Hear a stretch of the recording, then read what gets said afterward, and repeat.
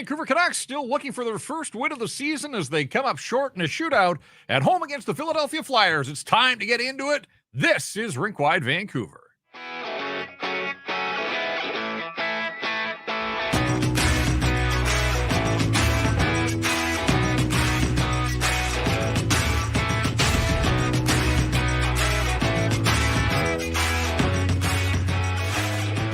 And we welcome you inside the Rink Wide Vancouver studios here on a Friday night. It's Jeff Pettersson along with Irfan Ghaffar. 3-2. The Flyers defeat the Vancouver Canucks in a shootout. Twice the Canucks have opened the scoring. Twice the Canucks have taken a lead to the third period. And twice, Irf, the Vancouver Canucks have come up on the short end of the scoreboard. Yes, they get points in each of these first couple of games against the Calgary Flames and the Philadelphia Flyers, but those are the Calgary Flames and the Philadelphia Flyers, and these are the Vancouver Canucks, who now head out on a 4-game road trip, still in search of their first win of the season. Plenty to talk about, including some real concern for Tyler Myers, who played just one shift in the hockey game, left with an apparent knee injury. We'll get to all of that. First things first, though, let me tell you that Rink Wide is brought to you in part by Greta Bar YVR. Hockey season is here now, but it's also baseball season and football season. You got soccer, rugby, you name it. Lots going on right now. And Greta's a great spot for all of the games. We're going to be there with the Canucks Army viewing party coming up next Saturday, the 19th. So we'll have more details on that a little later in the program. But Greta, minutes from the arena, you come by before or after the game.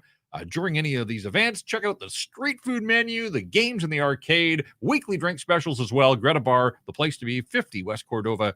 Greta Bar, let the games begin.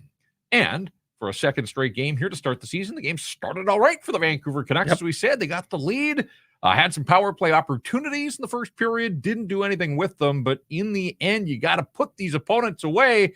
If these guys were incredible last year on home ice, they were incredible when taking the lead to the third period, and this is a new season, and obviously those trends not holding for the Vancouver Canucks. 42-1-4.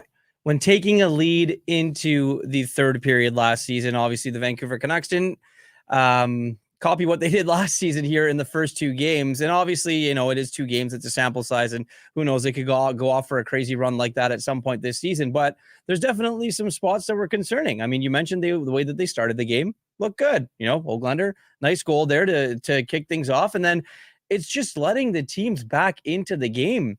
There were games before last season, you know, Jeff, we looked at, and the Canucks had the game by its throat and they would end it. They would finish games. We've been to 2 games right now. They have no finishers right now. As we sit here and stand and look at it, the only reason this game was as close as it was because of Kevin Lankinen, to be completely honest. Yeah, and he was terrific in his Canucks debut, although he's still looking for a first win in a Canuck uniform.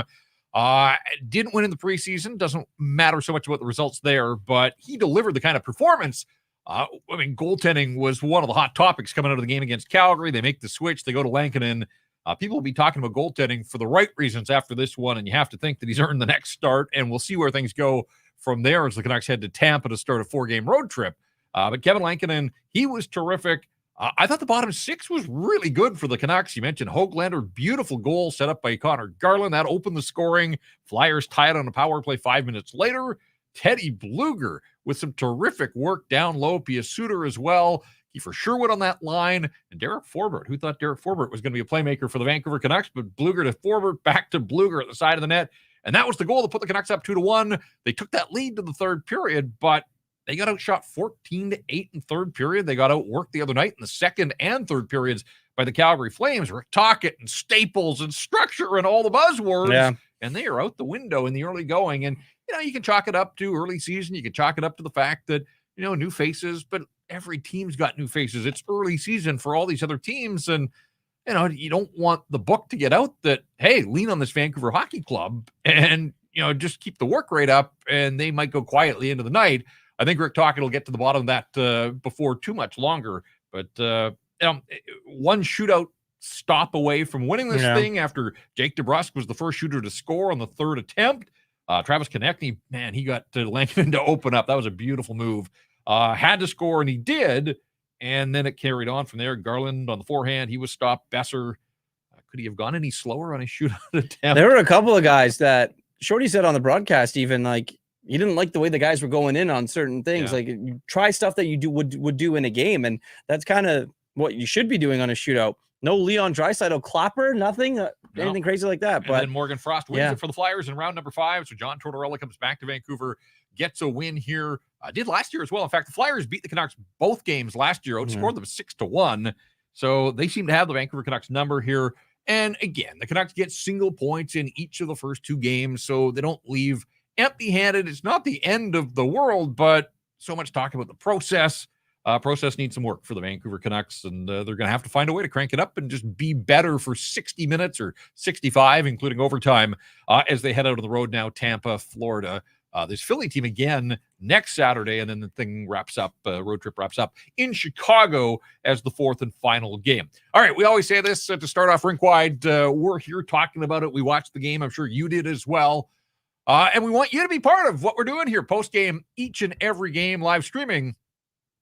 Fill up the Great Clips inbox. We want your feedback, your thoughts. Lankinen, what do you think of his performance? The bottom 6 versus the top 6. The Myers injury, and what happens now for the Vancouver Canucks is this depth on defense, already an issue, is really going to be tested, although not likely to get an update on Myers after a game like this one. We'll see what the coach has to say, but boy, the way he needed help getting off the ice, it did not look good for the veteran defenseman, the oldest member of the Vancouver Canucks, who's closing in on game number 1,000 next week in Philadelphia. Is supposed to be game 1,000. Fingers crossed for Tyler Myers, but that milestone may get pushed back just a little bit here, maybe longer than that. But we want your submissions. We want your thoughts in the live streaming chat on YouTube, all of our social feeds as well.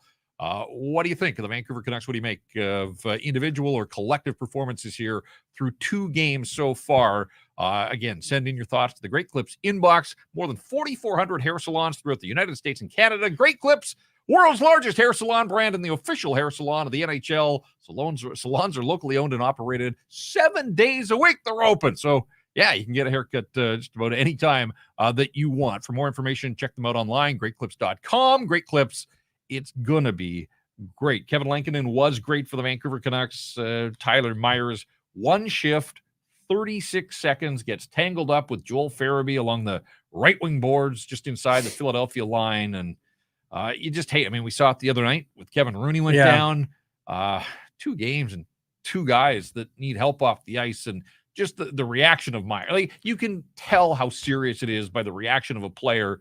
And he went down and didn't move, and man, it got quiet at Rogers Arena in that moment. And again, you hope for the best here, but sort of bracing for some bad news, I think, on the injury front. He put no weight on it when he left the ice, and that was his first shift, so you played the entire first period, and then you hope that maybe there's another 18-minute break, but then as soon as the second period started, the Canucks announced that he wouldn't be returning to the game. So not a good sign there if, through basically an hour and a bit, he wasn't able to come back into the hockey game. So hopefully all the best for Tyler Myers. Obviously, we're looking online to see right now if there's any update from Rick Talk. I don't assume there's going to be a big one. And if there is a big one, it's probably not a good one. That's usually the case when it comes to things like this. I think coach speak will probably get being evaluated. We'll know more in the days ahead here.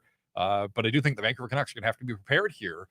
Look, after 1 game, they already made a swap on the right side. Vincent Desharnais sat down. Noah Juulsen stepped in. I thought he played reasonably well and played more than I think he would have anticipated, because once Myers goes down on that first shift of the game, Quinn Hughes, a career-high 31 minutes and 29 seconds of ice time, played 10 minutes and 47 seconds of the first period alone, and that's a lot of ice. Quinn can handle it, obviously. Probably didn't need overtime, but they had to go there, so he just continued to play on. But it does beg the question, because now, after Phil Hronek on that right side, Tyler Myers started the season as the second pairing right side guy. Desharnais gets taken out of the lineup after 1 game. Is Noah Juulsen all of a sudden the second pairing right side guy? Is this where Hronek's going to have to anchor his own pair, and maybe Juulsen and Hughes go for a while, and we see Hronek and Soucy or something like that? It'll be interesting to see as well. They're heading out on the road trip. They made the roster move the other day, bring Archie Bains up, sent Mark Friedman down. You have to wonder now if they're going to have to call up a defenseman from Abbotsford, who, by the way, the Abbey Canucks win their season opener 4-3 in Calgary. So a nice start for the Baby Canucks, the parent team, the one that we're focused on here on Rink Wide not so much. 0-2 now after a couple of losses beyond regulation time. This game looked and felt a lot more like the style I think Rick Tocchet wants to play. Like the Canucks didn't give up much. Torts' teams are hard to play against. That's the book. I mean, it's a book on Torts and the way that he coaches. But they're a tough team to play against. But like, if we're going to look at this and we talk about process, the scoring chances at 5-on-5 were 23-11 for the Canucks. Like they didn't give up much in this hockey game. The Flyers got one 5-on-5 goal, the Cam York goal that tied it in the third, but the other goal came on the power play. The high dangers in this hockey game were 7-2 in favor of the Canucks at even strength. So 5-on-5, the Canucks outscored the Flyers 2-1, did enough to create opportunities, but there is some question about finish. And I mentioned it earlier, and let's jump into this, because for my money, the bottom six guys, like they were the stars of the show. Hoglander, Blueger's score. I thought Kiefer Sherwood had another solid performance. He's turned in two nice efforts, I think, for the Vancouver Canucks. Pia Suter gets in the lineup, makes his season debut, gets an assist on the Blueger goal. You know, the hustle was there from the bottom six guys, but you wonder about the top six on this night. Like Miller and Besser and Danton Heinen. In fact, Heinen lost his spot on that line in the third period. They gave Hoglander a look. Rick Tocchet, no surprise, his top six wasn't going. He started to mix things up. Daniel Sprong, we get the experience again. It really is an experience. Is he ever going to play in a third period for Rick Tocchet? You do wonder. Not if the games are that close. But Garland was bumped up to play with Pettersson and DeBrusk. But neither, like, I don't know. You tell me, which of the top six lines did you think had a stronger night? Because it's a bit of a loaded question, because I'm not sure either one of them really qualified as a strong night here against the Philadelphia Flyers. No, neither of them did. You know, and even you look at the power play, Jeff. Okay, so what did they have? 8 shots through their first 2 power plays, and then 0 over the next 3. So you mentioned the top 6 guys. Well, your power play unit, basically the one that stays out there for a really, really long time, is your top 6 guys or your top 5 guys. It's tough. It's tough to see. And look, I get it. I'm looking in the YouTube chat. I'm looking at all our socials right now. Everyone has knives out for one player. And I mean, it's tough because he's making all the money. But again, one shot on the night, had a chance in the end of the game. This puck kind of flooded off his stick. It's going to be a tough go here for Elias Pettersson, to be completely honest. I think maybe being a little bit more engaged, you know, be selfish with the puck sometimes. Shoot the puck. You know, you're getting paid all this money. You know, there's a lot more responsibility on you. And still, you know, it's some of the same things that we were seeing in March and April that have now come in. I know it's only 2 games, and I know he's going to get better, but an $11.6 million guy is a 110-point guy, 105-point guy, and Elias Pettersson just has 1. Right. And so I want to lay down some ground rules here for Rink Wide and the conversations around this program. This guy is making $11.6 million. He's going to get scrutiny. Yeah. It's going to go up this year, and we have to be able to talk about him. Now, it doesn't mean we're writing him off for the entire season, but we do this night after night after night. You can't just ignore when he has quiet nights and say, oh, it's only game 1. Now it's 2 games. Guess what? The first 2 games have looked an awful lot, as Irf just said, like games down the stretch and through the playoffs. And Irf, he had 1 goal in the playoffs. Hasn't scored yet in 2 games. You go back further than that, though. Like, he struggled to score down the stretch. This is a guy that has the puck on his stick a bunch. He's capable of doing so much more. And it has to come sooner rather than later. By my math, he has 1 5-on-5 goal in his last 20 regular season games going back to last year. Yeah, March something against Buffalo. So 1 shot on goal tonight. Not good enough. But, you know, like, I don't want this all to be about EP40 because I thought JT and Brock, as good as JT was the other night, like maybe he needed to hit somebody or have somebody hit him early on, have Flyers chasing him around the ice. He just didn't really seem into it. Like, and I mean, he's a guy that's going to dictate a lot of games, but I just didn't think there was a whole lot there. He had 1 shot on goal as well. So this isn't all about EP40 and what he didn't do in this hockey game. I just thought the top 6, and those guys had a chance. Miller and Pettersson were the first 2 shooters in the shootout. You hadn't done anything through 65 minutes of hockey. Step up. And it didn't happen there. And you look under the hood, like look at some of the underlying numbers for the Vancouver Canucks in this hockey game. You know, at 5-on-5, we talked about they didn't give up a lot, but the shots were 6-4 in favor of the Flyers when Miller was on the ice at 5-on-5. And with EP40 out there, the shots were 2-1 in the Canucks' favor. Like, that is just so low event. Like, this is a guy that has to be driving play and doing so much more than he did. And in fact, Elias Pettersson was one of the low ice time guys, 5-on-5 for the Vancouver Canucks tonight, which, so often you can tell what a coach is thinking by the way he deploys his players. I think Rick Tocchet had a pretty good sense that, again, it wasn't happening for Pettersson in his line, but also for JT in his line. Yeah, and then even Pettersson's line mate. I mean, Daniel Sprong had 8-11 of ice time. If you brought him in here to play with Elias Pettersson, you got to be able to produce. I know that, Jake DeBrusk obviously kind of changed things a bit, and he had 16-31, Elias Pettersson 19-24, and you mentioned, the 5-on-5 time and generating scoring chances and all of that. It's just not good enough. And we sit here and we can talk about games in the future and things like that. But Jeff, you and I have talked about, and you always talk about, this is a post-game show talking about the facts that are given in front of us by the Vancouver Canucks. And the Vancouver Canucks tonight against the Philadelphia Flyers were their top 6 forward group was not there. They were carried by their bottom 6 group and a guy that played a backup goalie to UC Saros last season, who was signed very late in the season to be a backup goalie to Thatcher Demko. And he's the only reason why this game wasn't a lot more lopsided than it should have been. So, I mean, if we're looking for positives for a team that hasn't won yet in 2 games, bottom 6 production. Connor Garland scored the other night. Sprong on power play. Here tonight, it's Hoglander, it's Bluger. Like, it's good to get those guys involved because eventually the top guns are going to carry their weight, but it really hasn't happened. I know Besser had 2 the other night, so maybe you cut him a little bit of slack, but man, I was hoping for him, and we talked about how slowly he moved in on that shootout. I still thought maybe there was a chance that one of those top guns could redeem themselves. For the Vancouver Canucks, it didn't happen that way. They lose 3-2 in a shootout, so they drop to 0-2 now on the season. Let's get into the 3 stars of this hockey game because we mentioned Lankinen off the top, but we really haven't drilled down on his night, and he was terrific. But the 3 stars in this hockey game, we'll go with Kevin Lankinen as the first star. I know he was the losing goaltender, but man, he gave the Canucks a credible performance that should have allowed them to win this hockey game. And Teddy Bluger, he had the goal, had that chance in the first period when Hronek dumped it into the left corner and he skated onto it. We saw that the other night on the power play. Maybe that's a little wrinkle the Canucks are going to throw at teams a little more this season. But Teddy Bluger didn't convert there. But I just, 3 hits, involved in the penalty kill. This is a guy that didn't have much of a preseason, coming off some sort of medical procedure in the offseason. So, I think his game will continue to progress here. But this was a nice night, I thought, for Teddy Bluger. And let's give the youngster, although not the youngest guy on the Philadelphia Flyers, but Matvei Michkov makes his NHL debut, 5 shots on goal, tried to go between the legs in the third period. Kids these days. In front of Torts.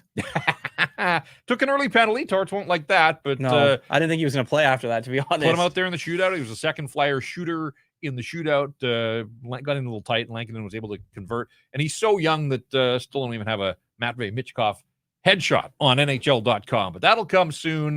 Jet Luchenko is the younger of the 2 rookies. They had the usually it's the solo lap. They went out there together before the game, got their twirl in, and they were joined by their teammates for warm-up. Luchenko, on August 2006. He just turned 18. Oh, man, we are getting old. Eric Johnson on defense for the Flyers was the first overall pick in the 2006 draft here in Vancouver. And this guy was born in 2006. So, yeah, just turned 18. The Flyers certainly hoping those 2 guys are going to be a big part of what they're putting together there. But Kevin Lankinen, Teddy Bluger, Matvei Michkov, the 3 stars here on Rink Wide Vancouver, the 3 stars in the building as selected by the broadcasters, Sam Ersson, Kevin Lankinen, and they went with Cam York, who scored. And yes, I know he got the tying goal, and it needed a little bit of help from the league there. The horn blast, I think we thought it went in watching it here in studio, but a little bit of a delay there. Certainly, look, Ersson wins his season debut. Honorable mention for him. That glove save off Besser in the first period, sensational. There were some other ones, the Bluger chance that we talked about. And then the Canucks, in that third period, you're just waiting for something to happen, and there really weren't an awful lot. Like, got outshot 14-8. Kiefer Sherwood had a decent chance on the right wing and about 4 minutes to go. But, again, where are the big names? Where are the big, glorious scoring chances? When I look through my notes in that third period, let's just get back to Lankinen again, because the save that he made off Luchenko, in a 2-2 game Yep. with 8 minutes to go. Absolute, looked like it was a game saver to at least get it to overtime. Bobby Brink took the puck to the net on the power play there and nice, just moved across the crease. He looked calm. He looked poised. He looked polished. He's an NHL veteran, and I think he looked that part. And would have liked a little bit more run support, obviously, in front of him. But as debuts go, 30 saves on 32 shots, and then 4 of 5 or 3 of 5, I suppose, in the shootout.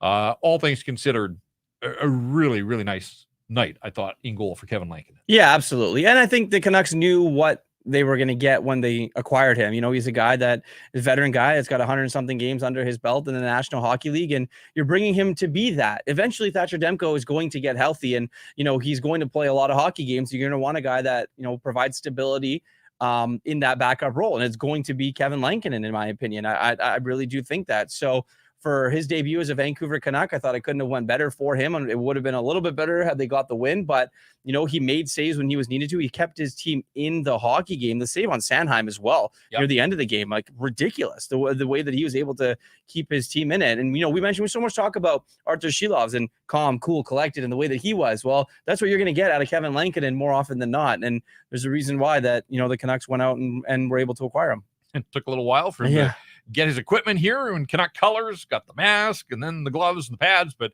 they were here in time for opening night the other night. He was watched from the bench, but they served him well in his first game as a member of the Vancouver Canucks. An interesting little note as well, as this game went to a shootout, at the tail end of one of their practices last week at UBC, the Canucks did some shootout work really for the first time through training camp in the preseason. And I talked to Brock Besser after I'd asked for a couple of minutes of Brock's time, and he came out and I said, "How did you fare in the shootout?" And he kind of laughed, and he said, "I think I scored one and was stopped once." And then he said, "Yeah, Lanks asked for shootout practice," which, here's a guy that missed training camp and had 2 preseason starts, but hadn't faced any sort of shootout situations. And it's hard to simulate in practice, but it's all you've got.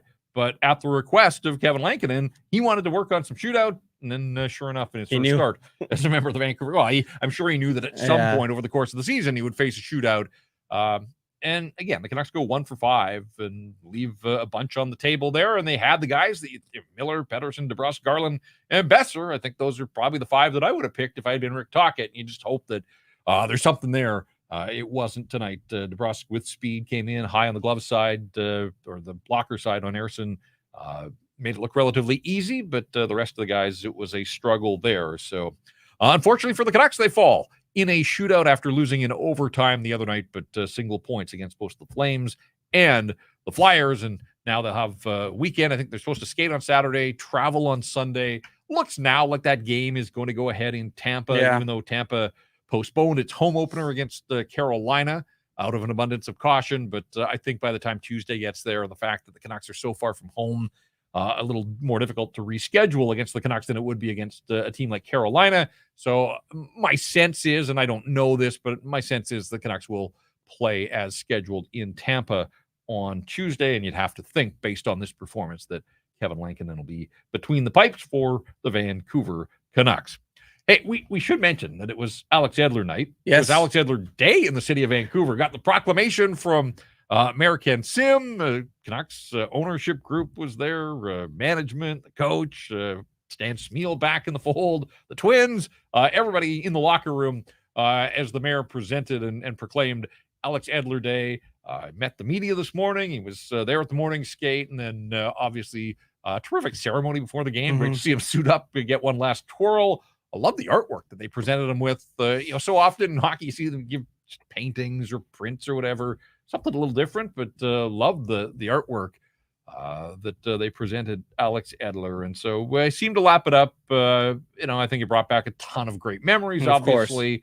15 good years here before finishing with a couple of years down in Los Angeles. Said that that's where he settled for the time being, but didn't rule out getting back into hockey. He seems to have an eye towards finding his role at some point in the future. But for right now, he's just happy to be a dad and a husband and doing all those things that he couldn't do for the many, many years that he was pulled away from the family for the long road trips life in the National Hockey League. Yeah, I think he loves his life in LA too. I think it's a pretty good deal for him to be out there and just enjoying his life. I mean, look, I think it's, he's a guy, like you just mentioned, 15 years here for a really, really long time. Grew up as a Vancouver Canuck, had some really, really, really big moments as a player for this organization. But it's funny, you just kind of turning things around now. Like Quinn Hughes is going to pass him this season in assists, and he might even pass him in points by the franchise lead as a defenseman this season. So just goes to show you, Alex Edler played for a long, long time, but you have a defenseman now that is so offensively gifted. It's just crazy to see. Well, the Vancouver Canucks just getting started here. The Vancouver Whitecaps coming towards the end of their regular season. They're going to the playoffs. We know that much. They're hosting LAFC this weekend at BC Place. It's come down to the wire with decision day looming. The Whitecaps have officially clinched a playoff spot. So playoff tickets go on sale Wednesday, October the 16th at 10 a.m. However, as listeners and viewers of Rink Wide, you can get in on an exclusive pre-sale by texting CAPS to 604-305-4530. That's 604-305-4530. Pre-sale goes live at 10 a.m. on Tuesday, October 15th. For more information, check out their website, whitecapsfc.com. All right, 3-2, the Canucks fall to the Philadelphia Flyers. Waiting on any sort of update on Tyler Myers, so we'll have to see. Yeah, Talkett. I think Talkett said, Jeff, there's no update on him as of yet. Well, they'll know more in the coming days. Yeah. So, I mean, that's kind of what I expected from the coach, and that generally, if a coach knows that it's not as bad as it seemed, quite often he'll kind of tip his hand that way. This tells me that Talkett probably knows a little more than he's letting on, but I think you, again, have to be prepared for Tyler Myers to miss some time and perhaps some significant amount of time. And then it does call the depth of this group into question, although I will say that they made the switch on defense tonight and put Noah Juleson in for Vincent Desharnais, and Rick Tocchet talked about how, it may be a bit of a rotation there. Derek Forbort, the other guy that I think maybe is in the mix, although as a lefty, the other two are righties, so maybe that gives Forbort a leg up to stay in the lineup on the regular.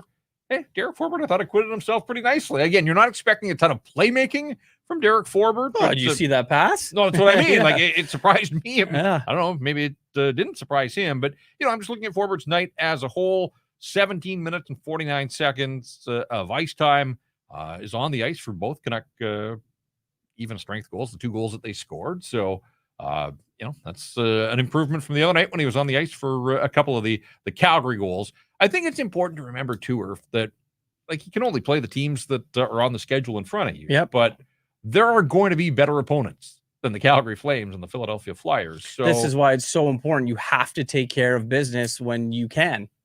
Right? The Tampa Bay Lightning, or maybe not the Tampa Bay Lightning of old, but Nikita Kucherov got a hat trick. Exactly. So they're firing on all cylinders, and you go and play the reigning Stanley Cup champions. Then you see this Philadelphia team again. Yep. They beat you twice last year. They just beat you once again in your own barn.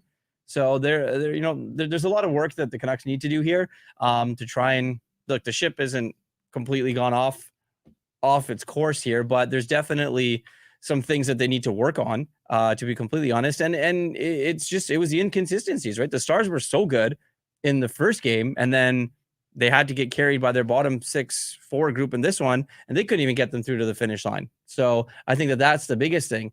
It's finishing out games. It's closing games. It's grabbing a game by its throat and just being able to, put it out of its misery. And the Canucks haven't been able to do that yet. Well, and also 2 games go to overtime. Well, they're up 4-1 in one of them too. Up 4-1 in that one, up 2-1 going to the third period here, but both games go to overtime. So, all right, what happened the other night against Calgary. You get to 3-on-3 overtime. You line up the Canucks star power against the Flames star power, and do it again here against Philadelphia. Canucks star power against the Flyers star power. I don't care what's happened in the 60 minutes before then. You got to think that there's a difference maker. Now, we remarked the other night that Quinn Hughes only got the one shift, and then Hronek got walked, and game was over when Connor Zary scored. They leaned on Quinn Hughes again, played a ton in all situations, up 31-29 on the night. I mean, I had no disagreement with the way Rick Tocchet ran his bench in overtime. He had the right guys out there on the ice, but you're thinking that at some point they're going to create that one grade A, and that's all it takes. And The Canucks had one shot on goal. Didn't have a shot on goal in overtime the other night. They played, overtime didn't go full 5, but they've been to overtime twice now. They have one shot on goal. Shoot the puck. That, and I think that Quinn just tried maybe a little bit too much in overtime. And it's Quinn Hughes, and you're going to give him the benefit of the doubt because it is Quinn Hughes. But I thought there were times where maybe a shot was open. There were some guys that were open. He also got skated into twice by a couple of his teammates. So just a little bit of a lost cause there in overtime for the Vancouver Canucks. We'll do our stat that stands out. Let's do that now. You touched on it a little bit earlier, but I do want to come back to this because it is a significant part of the game. Yes. And that's a big old 0 that's jumping off the page there for those that are watching on YouTube. The stat that stands out tonight, the Canucks had no shots on goal on their final 3 power plays after generating 8 shots on goal on 2 first period power plays. So they peppered Sam Ersson in the first period on the power play. They didn't convert. Jake DeBrusk had a glorious opportunity. Besser, we talked about the glove save that Ersson made. So, that's what I like. Make the goalie make some saves. These are NHL goaltenders. Sometimes they're going to get the better of you, but put pucks on net, put them in scoring positions, and see what happens. But then you get 3 power plays. They're gifted with a too many men on the ice by the Flyers in that second period. Yep. Moments after Joel Farabee missed the tap-in of all tap-ins. Like, I thought maybe that was a sign from the hockey gods after Farabee was the guy that collided with, it was karma, right? For colliding with Tyler Myers early. Yep. I've seen a couple of replays. It's not just that he missed. It's he got like a ton on the tap-in. He cleared the crease as a defenseman. On the other side. He helped. Like he was Alex Edler in the crease clearing the puck out. Like, talk about turning points. He misses that on a Flyers power play, and then the Canucks get the Flyers take too many men on the ice. Canucks go back to the power play at 1-1. Nothing doing there. They get a power play in the third period. Kiefer Sherwood draws the cross-check. And not a single shot on goal over their final 3 power plays of the night in a tied game where 1 goal could have been the difference. And so, I'll give the power play a little bit of time. It scored twice the other night, so I'm not going to carve the power play too deeply, but come on. Like, you don't score if you don't put pucks on the net, and to have that much power play time and not generate a single shot, that is definitely a stat that stands out. Flyers were one of the best penalty killing teams last season, so we'll start there. But I do agree with you, Jeff. The name of the game is to shoot the puck and get it in the net, or at least try to. And perimeter. That's what it has been, and it has been for quite some time with this team, and the inability to generate things, get guys in front, and do different things. Quinn Hughes didn't really take any steps down the boards on the power plays this time. He didn't do his usual Quinn Hughes things. He was kind of blue line to blue line quarterbacking it that way. Elias Pettersson obviously didn't shoot it. JT Miller wasn't shooting it. Brock Besser, there was just nothing going on. It was just passing around them. You give Philly some credit. Yes, sticks in good positions and things like that, breaking seams. But again, they're not much from guys like Jake DeBrusk either, Daniel Sprong. It was all of them. So yeah, you pepper that many shots. What changes over the course of the game that you can't get a single one in 3 different power play opportunities? Yeah, and look, Philadelphia Flyers, John Tortorella coach team, 21 block shots. So, that's what they do, right? I mean, but the Canucks had to know that. Quinn Hughes had 6 of his 8 attempts blocked. That's not Quinn Hughes hockey. Quinn is, using that stutter step to create a little separation and then finding ways to get pucks through. But, Torch wants guys blocking shots with any parts of their body and their equipment, and Flyers did that. So credit to that. I mean, it's a tough league, and it takes some stones to step in front of shots repeatedly. And the Flyers did a pretty good job of that, led by Owen Tippett, who had 4 of their 21 block shots on the night. The blocks were 21-12, but again, the Canucks, we talked about the fact that scoring chances and high dangers, Canucks had opportunities, they had looks, but again, the Flyers doing a nice job of supporting goaltender, helping their goaltender out. Philly, by the way, moves on to Calgary. They were one of 5 teams that had yet to play a game, and now they start with back-to-backs on the road. They didn't probably want overtime and a shootout, although they'll take it because that's how they ended up winning the hockey game. But quick turnaround, and they lose an hour going over the Rocky Mountains. So they're back at it on Saturday night in Calgary. That's their next game. MVD in our YouTube channel says the Canucks were the better team in both games, led both, win-o-meter in both. Not worried at all. We were shut out by this team last year. they weren't the better team in both games because they lost both games in overtime, and one was in a shootout. I agreed with you with led in both. That was correct. And that's the concerning part, the fact that they led in both and then lost both games. Yeah, and I'm not sure. I mean, yes, they were shut out early in Philadelphia last year, but I mean, it's a different team. And then they were brutal against the Flyers at home in the first game after Christmas last year. They lost 4-1, so they were outscored 6-1 by the Flyers. And I was looking back through my notes earlier today. Philly was the only team the Canucks didn't take a point off last year, so they've got a single off the Flyers this year, but they didn't beat Philadelphia. They didn't beat Colorado. Those were the two teams that they didn't beat last year, but they did get a single point against the Avs in one of the games. They got nothing. They got skunked by this Philadelphia team. The fact they were shut out by them last year, that's apples and oranges. That's last year. I don't know what that really is supposed to mean. And I don't know how you could say they were the better team against Calgary for the first period. Absolutely. But look at the shots, look at the territorial play, the possession numbers as that game went along. Canucks were standing around and basically welcomed the Flames back into it. So, they have yet to play a full 60 minutes, and you have to. It's the NHL. There were moments in this game as well. Like, again, helped by early power plays. I thought the Canucks had opportunities, and then when Hoglander scored, and can we take a second and talk about that too? We haven't yet. Like, this guy scored 24 last year. And a lot made about, the engine's always running with Nils Hoglander, fearless, go to the front of the net, lose pucks. Like, that was a big-time snipe show. I mean, Pete's up the middle. Flyers gave him that goal. Yeah, I mean, they struggled to break the puck out. And great play by Garland, though. Great play by Garland. Quick pass, and Hoglander just picked his spot and absolutely ripped it. Yeah. And, I do wonder, we talked about, I'm not here to really argue with the shootout selector or the selections by Rick Tocchet. As we look at the shot, just, bar down, over the shoulder, and in. How deep would you have to go for Nils Hoglander to have got a shootout opportunity? I'd have to think that he would have been pretty close to next on that list. We talked about Sprong. I don't know if he was ever going to see the ice again, but no, I mean, Nils Hoglander had an assist the other night on the Garland goal. Garland returns the favor here.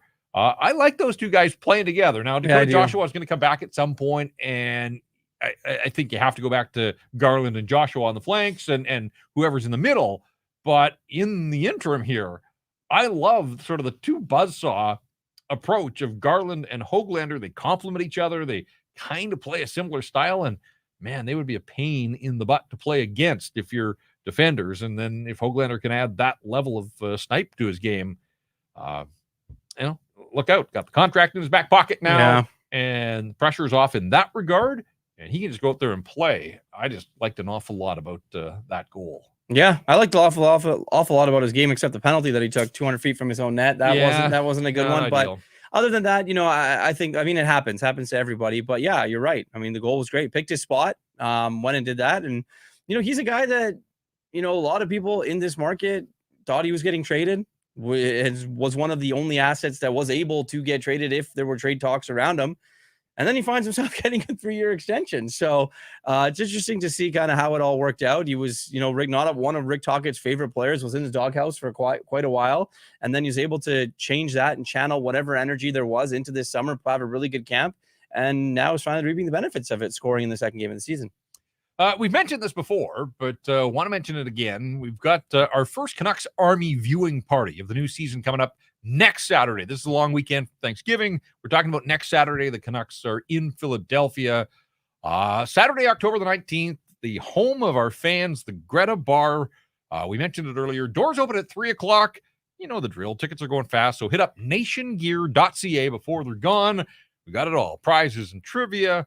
A whole lot more to keep the energy buzzing all night. And this time, doing it for a great cause, supporting the BC Mental Health Foundation. Don't miss out on the biggest kickoff party of the year.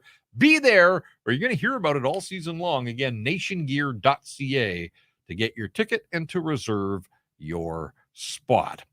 Final shots in this hockey game, 32-26 in favor of the Philadelphia Flyers. Power plays were 0 for 5 for the Canucks. The Flyers did score the Forster goal. So Philly goes 1 for 4 with the man advantage. And, sort of to bring this back to what I said about Elias Pettersson, that we have to be able to talk about him. And I don't want everybody using that as a sort of gateway to pile on. But on that Flyer power play goal, he had the puck inside his zone on his stick and had a chance to clear like all the way down the ice and didn't. And I'll give the Flyer defenseman, who was just outside the blue line, some credit, was able to knock that clearing attempt down. The Flyers regroup in the neutral zone. Jake DeBrusk peels off and gets to the bench. Connor Garland comes over the boards and was a little too aggressive. They move the puck past him quickly, so he's now out of the play. Petey got caught flat-footed, and then so did the defenseman, allowing Forster to go right up the middle. Pretty passing by the Flyers, but how often do we hear Rick talking about line changes and some of those simple things? And it is so often it comes down to the little like if Pettersson gets that puck the length of the ice, DeBrusk is free to change. Pettersson can probably get off the ice, get some fresh legs out there, and it just shows that when you get the opportunity, you can't miss. This league is too good, and the Flyers able to turn it back up ice and tie that game late in the first period. Well, that's the thing. As you just said it, right? The league is too good. I mean, if night one wasn't an example, then night two definitely is definitely an example of how good the National Hockey League can be, and it can burn you. And the Canucks found out about that very, very quickly here in their 2 home games this season. Lots of other stuff as well, and people in the YouTube chat, Jeff. Obviously, don't want to pile on the Elias Pettersson party. Canucks, more people here talking about their power plays. Our power play is a mental block. It's too much pressure on them to score goals, and it gets to their head. While you're on the power play, your job is to score goals. You have an extra player. It's an man advantage. I don't think it's a mental block. I think that there's something that's there. Just maybe there's not shooting, and then that's something they got to get back to the basics there. But yeah, I mean, I always like Jeff to ask, as soon as we start this program, to all our subscribers and people on the chats, what do you like? What did you hate from this game? I can assume, I think you're going to say Kevin Lankinen is what we liked in this one, and what didn't you like? Yeah, I like Kevin Lankinen. Yeah. I like the bottom 6. I thought the energy was there right from the start of the hockey game, and so hopefully those guys can keep it up at that level, and then eventually at 5-on-5 particularly, you hope the top 6 guys can figure it out. But I am curious, again, if the Canucks skate here before they travel, what will the top 6 look like? Is Daniel Sprong going to be able to hold on to that top spot with Elias Pettersson? Because it hasn't happened there. But if you go away from that, is it as simple as Hoglander or, what happens when Joshua comes back and they want to put him up there and you put Heinen down? Like, I think that's definitely a possibility. Yeah, I mean, cross that bridge, obviously when it comes. But I think in the short term, I wonder if Daniel Sprong can retain his spot there on that right side with Elias Pettersson, just because it hasn't happened for those guys at 5-on-5. And again, DeBrusk had 4 shots on goal. There were some moments in this hockey game, but it's still very much a work in progress. Now, Mustard Stain. I was going to read it. You go ahead. Yeah, I'll answer YouTube says, Alvin's already cooking up a trade for D. No question.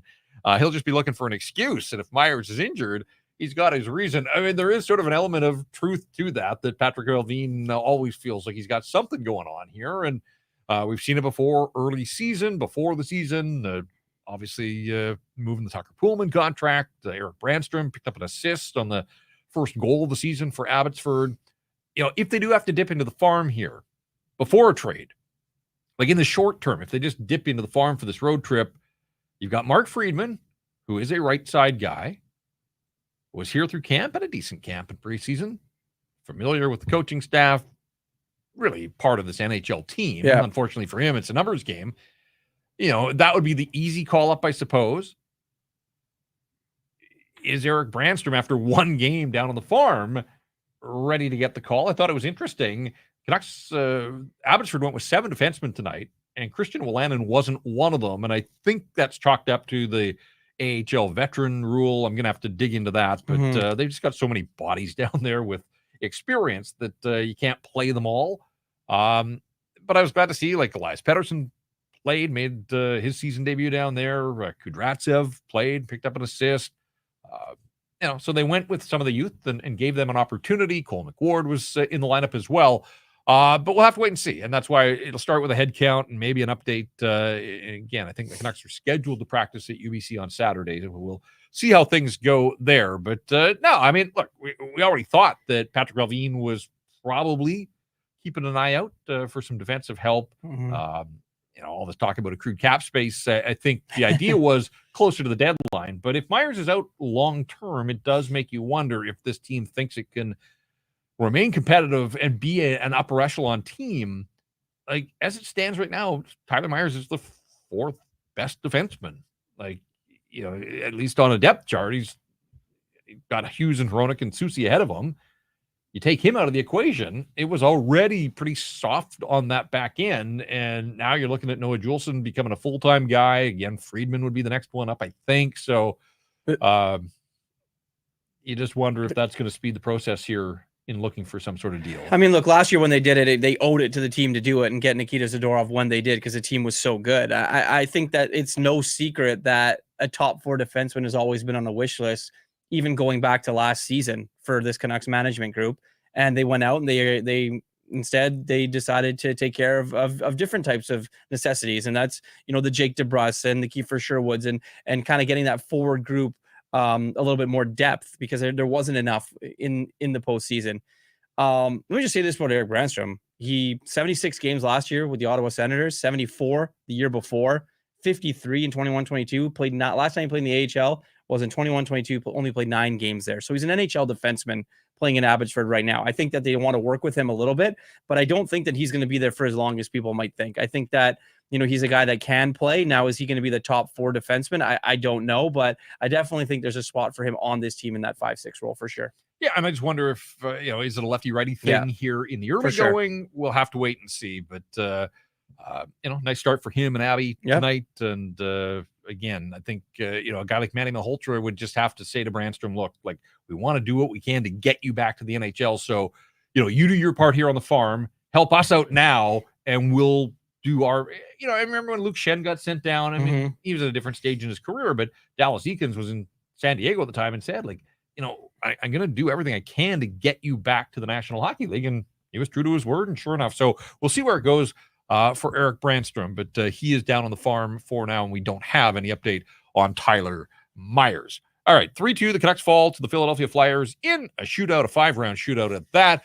This segment of Rink Wide Vancouver is powered by Square. Now, if you run a restaurant, you're too busy for this ad because you're thinking about how to get more orders flowing and new locations opening. You need to get more customers and then keep them coming back. So really, you're already thinking about Square, because Square Restaurant Tech helps more than 400,000 restaurants do all those things and more. So when you're thinking about your restaurant, think bigger and think Square. Go to squareup.com/ca/en/campaign/BIGINRST to see why Square is big in restaurants. All right, this is the portion of the program, Irf. We always take a look at odds for upcoming games, or sometimes we look at futures, but busy weekend ahead for the National Hockey League. The Canucks aren't on again until Tuesday, but lots going on, including some action starting relatively early out here on the West Coast on Saturday. No, absolutely. I hope you tailed after game 1 of the season, because yes, Travis Green and his Ottawa Senators did beat the Florida Panthers in their home opener. Again, this segment brought to you by Bet365, proud partner of Sekeres and Price, Canucks Conversation, and yes, us here at Rink Wide Vancouver. Open an account with Bet365 today and bet on a huge range of markets. Whatever the sport, whatever the moment, it's never ordinary at Bet365. Use the code VANBONUS when opening an account. I like the Boston Bruins tomorrow. I like them in regulation. Early morning game against the LA Kings. Give me the Boston Bruins all day in regulations at plus 100. Elias Lindholm, Nikita Zadorov. They get into the scoring early. Yeah, Lindy's off to a nice start. 4 points. So. Absolutely. Well, he's playing with Pasternak and Zaka, so it does help. That'll work, yeah. Yeah, getting some power play time there as well. But yeah, no, it's going to be an interesting one, and I definitely, I like the Bruins tomorrow morning. Hey, if you haven't subscribed to our YouTube channel, do so now. Give us a subscription there, and you won't miss any Rink-Wide content. We're here after each and every Canucks game, all 82 in the regular season, and of course, I think we're all hoping that there's a bunch more to come in the playoffs as well. So make sure you subscribe to our YouTube channel and give us a follow on all of our socials as well, and you will be in the loop when it comes to the very latest on Rink-Wide Vancouver. You can see all of our social channels there on the screen if you're already watching on YouTube. And again, keep the comments coming. And one of the things we always ask is where in the world you're checking this out. And we call it Rink Wide Worldwide. We'll update the map here, and in future episodes, we'll bring that up on screen and find out where some of the people are watching and tuning in, logging into Rink Wide Vancouver, but drop us a note on any of those social channels or in the YouTube chat as well. We're curious where in the world you are following the Vancouver Canucks, because we know Canucks Nation is out there on all parts of the planet. And that's why we do the program, not just for the local Canuck market, but lots of people that either lived here and moved away or came to town, fell in love with hockey, and have taken that back home with them. So we're always kind of curious where people are logging into Rink Wide Vancouver.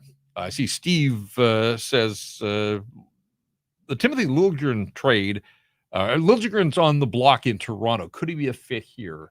Certainly Timothy Liljegren? Yeah, I mean, it's a name that has sort of come to light here. It makes you wonder why he isn't fitting in Toronto, but sometimes we see that guys just want to move, a change of scenery, whatever the case. 25 years of age, right shot. So, even before the game, there was talk about upgrading the right side, and now the Myers situation. We'll see what happens. I'm sure the Vancouver Canucks will do their due diligence there, but it's an acquisition cost, right? Like, who's going the other way? He's going to just signed a 2-year, $6 million extension. So, yeah. So there's cap implications, but there's also, and the cost of acquiring a guy like that for a team that has already parted with so many futures. And, it's funny because I see people talking about Rasmus Anderson in Calgary, and I think to myself, like, really? Like, you know what it would cost to get Anderson out of Calgary? He makes $4.5 million this year and next, so he's not a rental. He's got another year left on his deal. But would the Canucks really do another deal with the Calgary Flames? I mean, well, and then they're going to have to pay him a boatload of money in a couple of seasons. When you're going to have to pay Quinn Hughes, you're going to have to pay your goalie, right? And maybe Brock Besser. You get Zadorov from the Flames, you get Kuzmenko from the Flames. Now you're going to dip back into that. Like, do you want all the Calgary? It's like when the Flames took all the send Canucks Kuzmenko to Calgary, yeah. So we'll see what happens. But Liljegren's name certainly is out there now, and it sounds like he wants to change and wants out of Toronto. So we'll see ultimately where things go from there. I think in the short, I'm not expecting the Canucks to make a big splash on the trade front this early. I mean, maybe the Myers situation, if it is long-term, perhaps that expedites the situation. But the other thing there is, how much talk over the last month has there been about staying out of LTIR? And now all of a sudden, you got rid of the Pullman contracts. They didn't have to do that. Yeah. Right. I mean, unless you're forced here to do it, because it's the only way you're going to be able to go and make a move to try and improve your hockey team. But again, I mean, acquiring and getting a guy like Erik Brannstrom, and I know that he may not be the answer, he may not even get called up, but there is a guy that's played a lot of NHL games over the last 2 seasons that you do have sitting in Abbotsford right now. Yeah, it was funny when Patrick Allvin met in the media earlier this week, and I just asked him, like, did you guys have interest in Brannstrom in the offseason when he was an unrestricted free agent? And he said, we had some internal discussions. The pro scouting staff certainly had some thoughts on him. But then he didn't really finish the sentence. And I think the finish of the sentence was, but we elected to go in a totally different direction. And, at the time when he was available, he wasn't high on our list. But he wasn't high on a lot of other teams' list either. Right, but to make that deal work, they take the Pullman contract, but here's Brannstrom, making real money, and Colorado wanted that off the books. And so, again, I think it was the right move for the Vancouver Canucks to offload the Pullman contract, cost them a 4th-round pick, and maybe they get a player in return. Who knows? But Brannstrom certainly should be able to help the minor league team in the short term. Oh, yeah. So, again, we'll see where things go in that regard. We know that the Canucks are going to Tampa. That's their next game on Tuesday, and then it's into Florida. The Panthers, Sasha Barkov out for a couple of weeks, so they're not going to see the captain of the Florida Panthers. And again, you don't want to see any star players in the National Hockey League going down with injuries, but it does weaken that Florida team. So we'll see if the Canucks can take advantage of that and make a little hay when they're down there in South Florida. Tampa, then to Florida, then to Philly, and then the trip wraps up against Connor Bedard and the Chicago Blackhawks, Ilya Mikheyev, and the Chicago Blackhawks, but really it's Connor Bedard. A heartbreaker for them tonight. Had a 1-0 lead into the final minute in Winnipeg. I know. And then Mark Scheifele scored a tie, and then Mark Scheifele scored the winner Blew in it. overtime as well. So Hawks played Winnipeg hard. It looked like Winnipeg was going to go into Edmonton and torch the Oilers and shut them out and then get blanked in their home opener, but it wasn't to be, as Winnipeg pulls one out of the fire and they win by a score of 2-1. And as we look around the National Hockey League, Vegas looks like they're going to be a fun team. Scored a bunch the other night. Jack Eichel's angry this season. I think there's something going on there. Like let's very early heart. Let's kind of throw that way. Barbashev riding shotgun there too. If you haven't grabbed him in your fantasy league, William Karlsson's still hurt, right? Yeah. He's on LTIR. But Vegas wins 4-3 over a St. Louis team that had a pretty good comeback in San Jose, but played last night and then right back at it. So 4-3 Vegas over the St. Louis Blues. And yeah, the Canucks' next opponent, Tampa, a 4-1 win in Carolina, led by Nikita Kucherov with a natural hat trick. A couple empty netters, but they all count. And he also had an assist. So in on all 4 of their goals, and Kuch is off to another strong start for the Tampa Lightning. All right. I think that's going to do it for us here on this one, but we're doing this after every game, Murph. I know that you'll be here for most of them. You'll be here with me on Tuesday as well. So yeah, make it part of your post-game habit, hopefully. And we'll continue to do this on a nightly basis, break down all the games, take your feedback, try to work in as much as we can as we move along here. The final score was Philadelphia 3, the Vancouver Canucks 2 in a shootout. A reminder to check out Canucks Army for all of the latest on the hockey club. If you haven't already, add that to your bookmarks and your favorites, and just pumping out all sorts of terrific content. And yeah, so make sure that you're watching Canucks Convo Monday to Fridays, Harrison Price as well.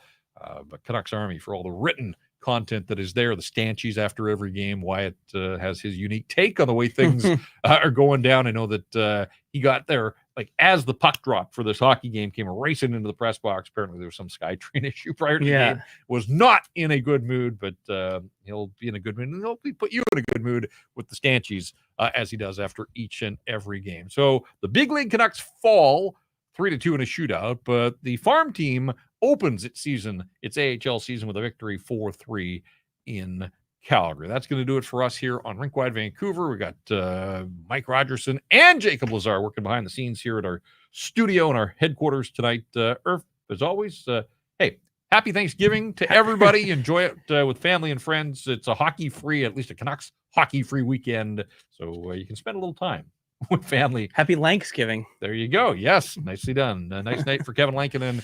Would have been a little nicer had a few more goals gone in at the other end, but a nice start to his time as a member of the Vancouver Canucks. But yeah, that'll do it for us. 3-2, the Canucks fall in a shootout to the Flyers in Tampa Bay on Tuesday. That'll be our next episode of Rink Wide Vancouver.